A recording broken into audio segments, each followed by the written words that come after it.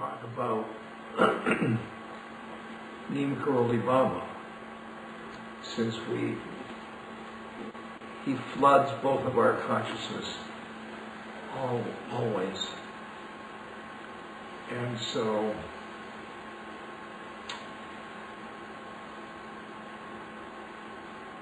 he's called Maharaj-ji or Baba, and he's got other names. And and Shivaya is a master storyteller we have imported from California. So let's go. Thanks, Papa.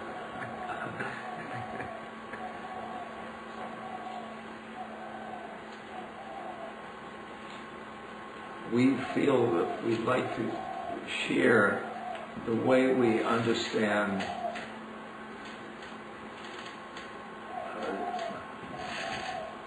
Maharaj-ji's teachings.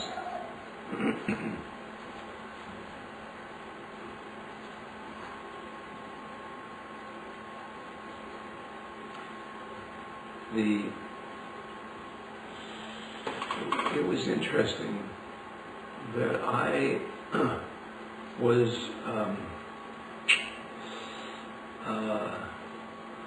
wowed by his siddhis or miracles, and I didn't see the love at first.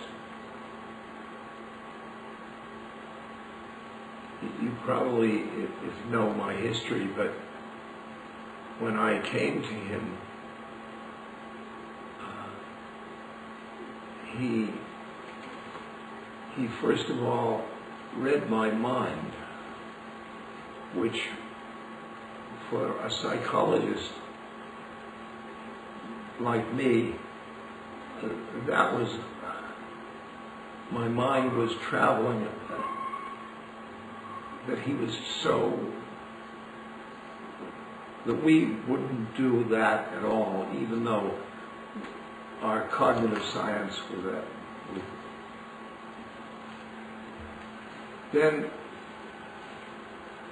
I started to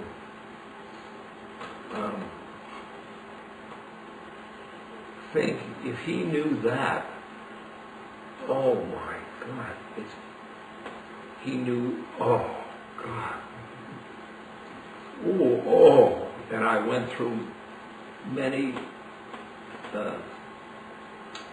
thoughts of things that I didn't want anybody to know.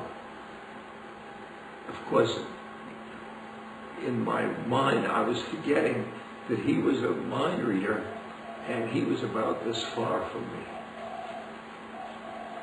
And so finally, I was looking at the ground all this time, and he was standing there, and I looked up at him, and he was looking at me with unconditional love. He was looking at me with, and he could have read all that, and he didn't mind. And I had never been looked at by anybody that was unconditionally loving. And that, it was interesting, because for years I have said that he read my mind, and that did the trick with me. But it was the unconditional love that did the trick on me. He did that. He just loved me and loved me. And yeah, beautiful. I wish he'd done that with me. I always felt that he looked at me with contempt and disregard, and I was just wishing for him to just give me that loving, sweet, caressing look that I know that he gave to so many. I got yelled at me a lot and threw me out and kicked me in the chest, but nevertheless, there was so the love that I was feeling coming from Neem Karoli Baba was so overwhelming to me that every bit of attention that he gave me when he screamed at me to get out or whatever he did was so filling me with so much love that I could hardly stand it. And I would do anything in my power to stay every second longer than I could for him to abuse me. and loving every moment of it. His method was quite unique. His method was abuse, and that was loving. I love it. I think his Jiao. Oh, what a blessing. Jiao. Ah. That Jiao. Ah. So which means get lost. Was wonderful. Wonderful. The most precious moments. In fact, a being like that just turns his consciousness towards you, and that's such a warm feeling. And how he gave that love, that overwhelming love to every being that came before him. Every villager and the police and the military, and every day truckloads of people were coming before him, hundreds of thousands every day, and everybody left feeling that same incredible love from the Baba. I remember seeing a military truck coming back from Nepal, towards Nepal. And the soldiers were lined up and to touch his feet. And he wanted to say, "What have you done with your mother?" And each one had a special thing. I mean, and you were talking back to your lieutenant, and each an intimacy with each one,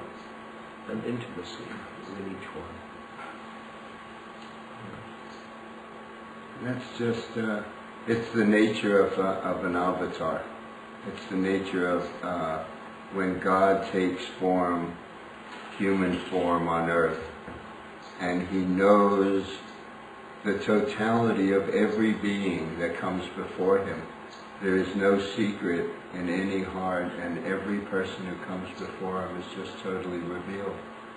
And he knew each individual, their past, present, future, could tell them whatever mysteries they had, and he could also hide. So many times he would just hide his abilities and present himself as a complete fool and as if he doesn't know anything, and I thought those were pretty hilarious moments as well. And he would intentionally. I had a visitor come to me at Kenshi, and he was a professor from Canada, and I had bragged about Maharaj-ji and how he read people's minds and siddhis and so on. And Maharaj-ji turned to him and said, "You come from the United States?" And "No, Maharaj-ji, I came from Canada." And Maharaj-ji said, "You have many brothers and sisters?" The guy says, "No, Maharaj-ji, I'm only single." And he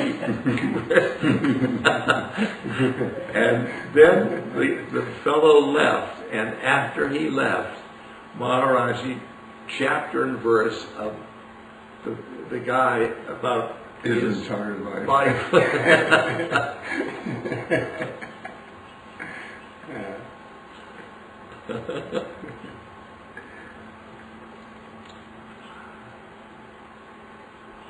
It was very, the interesting thing is how different Neem Karoli Baba was from so many of the other saints and teachers that were in India at the time that we were going around. There were quite a number of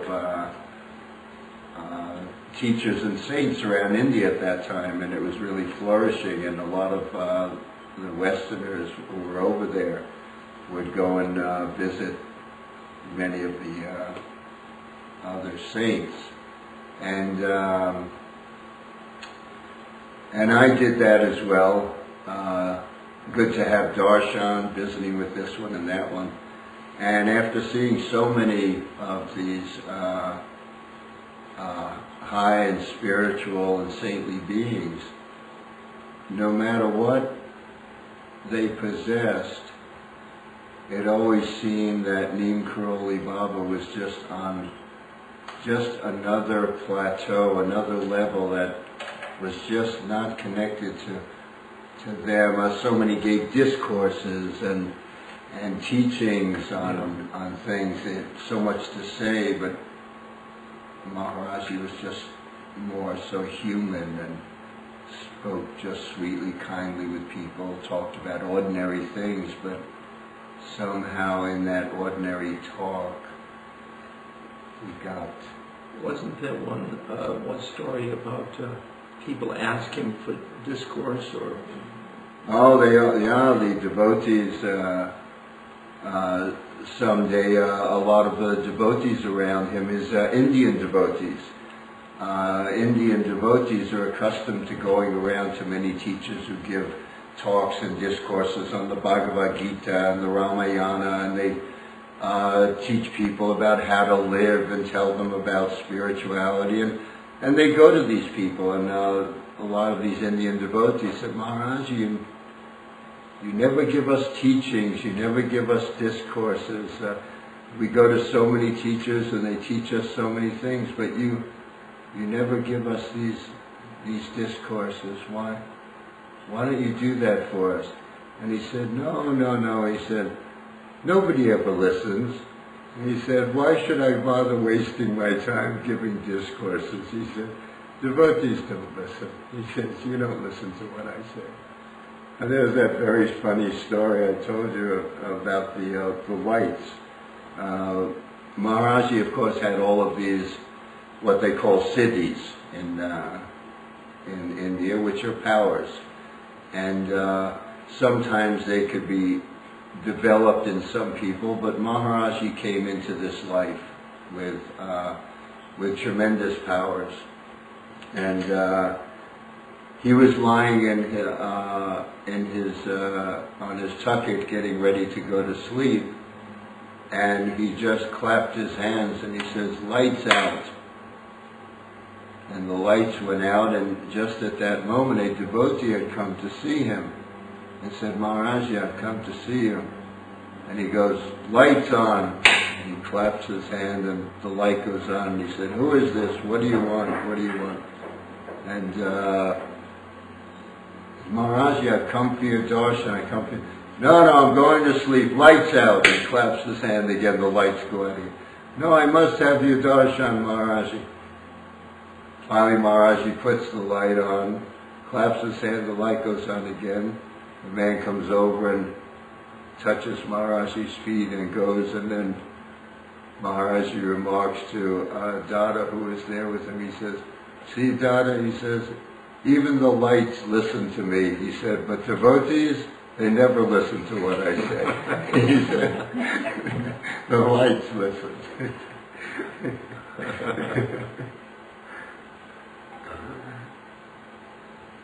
The siddhis,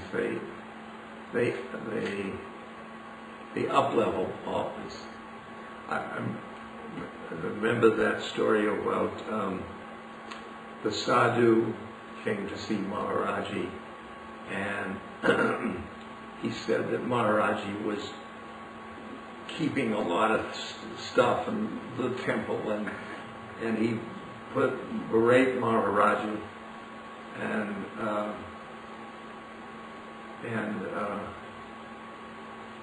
so in the front of the there's a brazier of coal fire, and Maharaj-ji listens to the guy. The guy berates Maharaj-ji. He holds on to things, and then Maharaj-ji said, "You have a very beautiful shalagram rock, Shiva, for doing puja." "Yes, Maharaj, I do it. I use it all the time." Maharaj said, "Oh, you want to give it to me for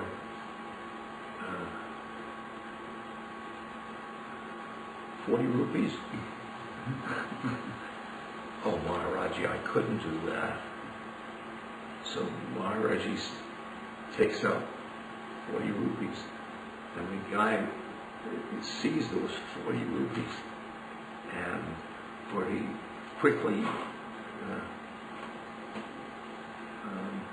gives the stone to Maharaj-ji, and then both quiet, and then Maharaj-ji says, "Give me all your money." So the sadhu, quite anxious, but he took out the $40 and 40 rupees and gave them to Maharaj-ji. Maharaj says, "Come on, give all your money." And the guy just panics, and he had a secret pocket in his cloth, and he pulled out 100 rupees, and he says, "But Maharaj-ji, I need this.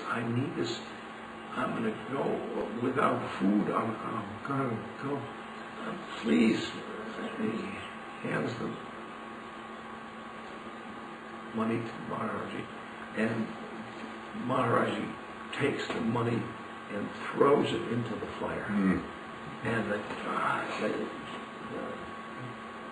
he was, my God.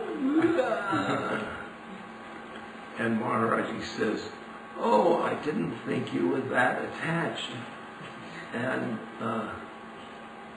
then picks up the chimta tongs, and he Maharaj-ji pulls out rupees by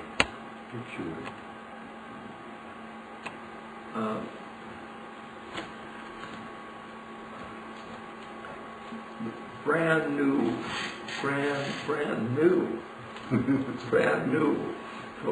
pull out of the fire. And then the guy had quiet. You see, the city didn't, he up-leveled the guy.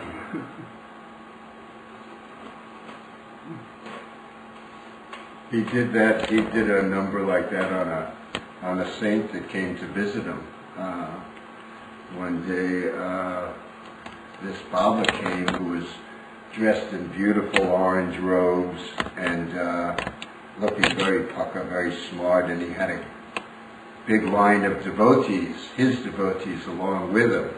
And they came up to Maharaj-ji, and the saint bows down and touches Maharaj-ji's feet, and Maharaj-ji goes, "Oh, touching my feet, touching, oh no, you are the great saint, you are the greatest saint, everybody come over," and touch his feet, and he was praising this Baba, and saying how wonderful he is, how wonderful he is. What a great saint, what a great saint. And little by little, his speech changed. And he started bringing out little incidences in this Baba's life and things that he had done. And, "Oh, didn't you at one time take this money from these people and do this and that? And didn't you do this and that? And weren't you the one that did this?" And eventually he got this saint totally insane and crazy, and the saint started screaming and yelling at Maharaj-ji and calling Maharaj-ji a phony and a fraud and raving, and left the ashram with his devotees raving, and Maharaj-ji was laughing, and he turned to all of us and he says, "You see, even the saints get angry." It's hard to get rid of anger. That was kind of the way that he gave us teachings. A lot of the teachings that he gave us came in moments like that, in ways like that, showing kind of us about attachment and things, and pride and anger, and we got it by example. Well, people would say that I would be angry with them, the Westerners, devotees, and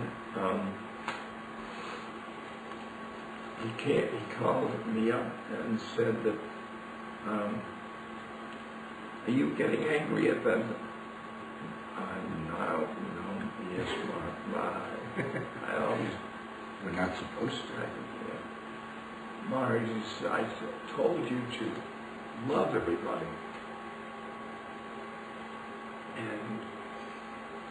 And there they were, all the Westerners, all these Westerners. I hated them. I hated them. Glad I wasn't there. And I looked at them, and Maharaj says, "Do you love me?" I said, "Yes, I love you." He said, "Don't you love them?" And I looked at them and I hated them. And I kept looking at them and looking at them and looking, and pretty soon the hatred turned into love. And I said, "Yeah, I love them. I love them."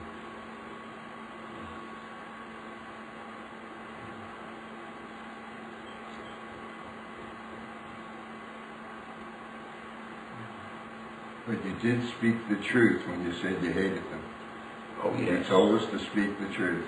Yep. And you did speak the truth. Yeah.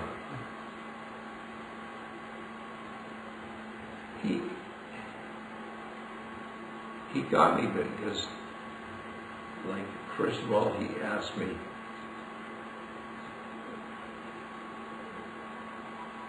told me, "Ramdas, speak the truth." Speak the truth. And then he said, "Ramdas, love everybody." And I said, "Oh, I do, Maharaj." It was a lie.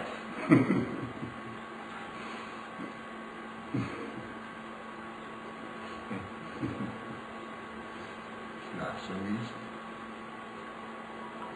No, he's a tough taskmaster.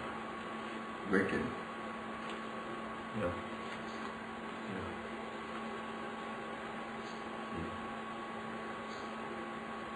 He gave, in those people that came every day for his darshan, of course they were fed, he fed everybody, and then each person who came up, he just knew what they needed and what they wanted, and he would fill them. And one of the phrases that he would say to these people as they came up to him, he would say, "Tiko jayega." In Hindi, everything will be all right. Sab tiko jayega. Everything will be all right.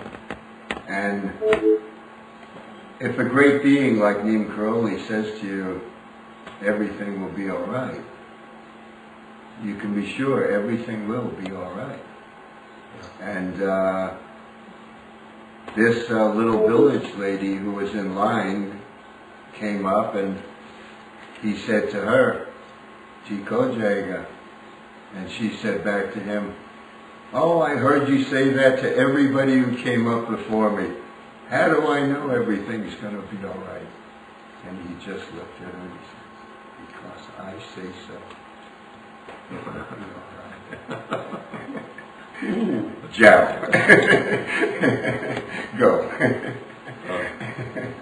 And that's pretty much the power of that Baba and who he was, what he said. I sort of think his grace is around me, Every moment. and therefore everything will be all right.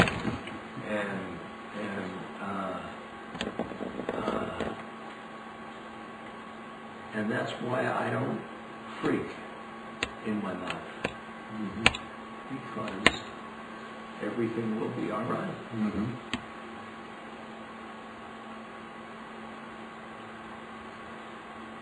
Now, the moment may not be fantastic, but we know it's going to be all right.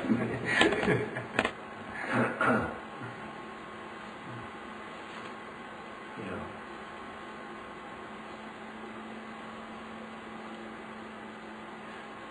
My stroke was a tough point for me because I had His grace and then the stroke, and I got depressed depressed because I didn't get depressed about the stroke, but I got depressed because His grace wasn't there. What it felt it was because everybody was, oh, this is a terrible thing. And I said,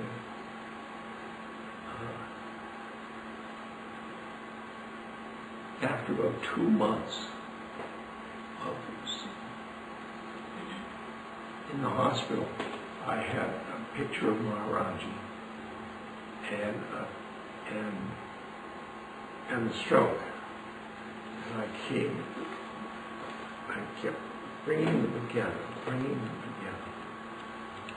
And then I developed this phrase,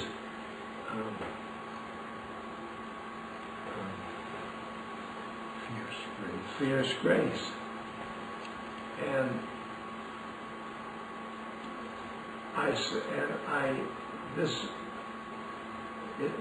that Mickey's movie, Fierce Grace, went to India, and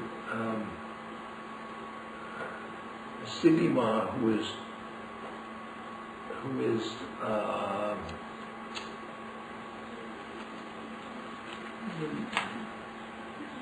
close to Maharaj-ji, and she heard that, and she said, "He wouldn't give you a stroke." And oh my God. She said, so I thought, well,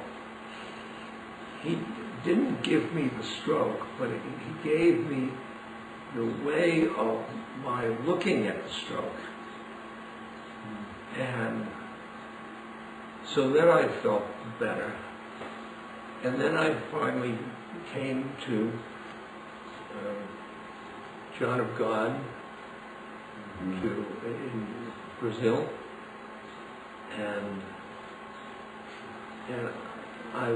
they were all healers, and I couldn't heal my stroke because the stroke, Maharaj-ji knew about the stroke, and me, chutzpah, I was going to heal the stroke, and finally it dawned on me that he had been involved in the stroke, and he would involve in the healing. And I've been healed Brazil, and now this island is just a healing island.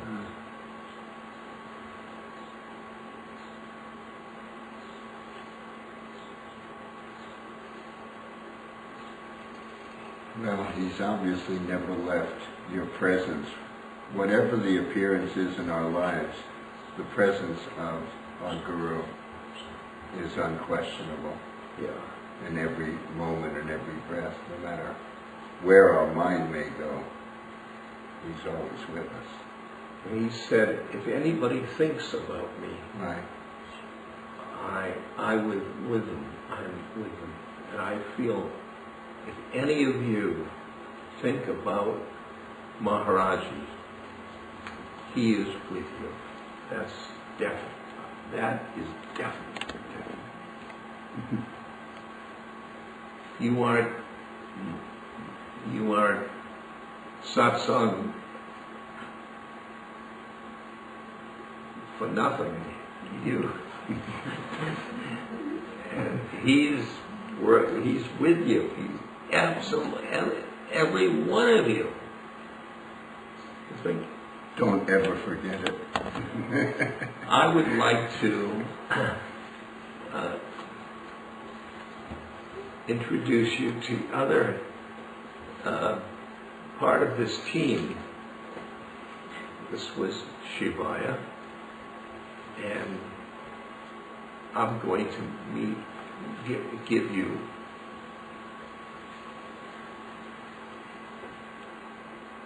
to Uma.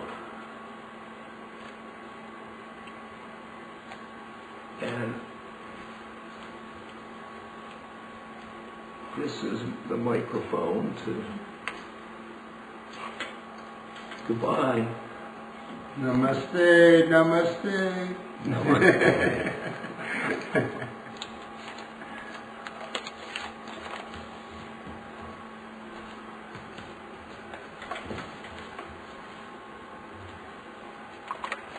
Good. There she is. Good. I thought you might like to sing along, sing a song to Maharaj-ji. So please do, please join me. If you know it. Twameva Mata, Twameva.